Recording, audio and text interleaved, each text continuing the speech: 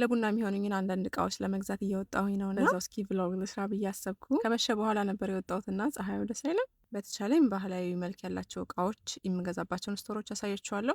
መጀመሪያ ኮልስ ሄድኩኝ፣ ብዙም የወደድኩት ነገር አላገኘሁም። ከዛ በመቀጠል ራስ ሄድኩኝ እና ከነዚህ ከሶስቱ ውስጥ እናንተ የትኛውን ወደዳችሁ? እኔ ይችኛዋን ነበር የወደድኳት እና ወደ ካርት ያስቀምጥኳት። ለምን እንደገዛሁት ደግሞ የቪዲዮ መጨረሻ ላይ ያሳያችኋለሁ። ከዛ በመቀጠል እቺን እኔ ለረከቦት ነው የገዛኋት። እነሱ ለምን እንደሰሯት አላውቅም። አገኘኋት፣ በጣም ነው የወደድኳት። ከዛ ለሲኒ መዘርጊያ ነገር እየፈለግኩኝ ነበረ።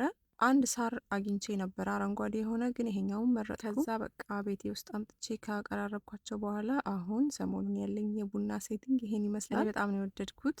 ዋጋው የሁሉም ፌር የሚባል ፕራይስ ነው።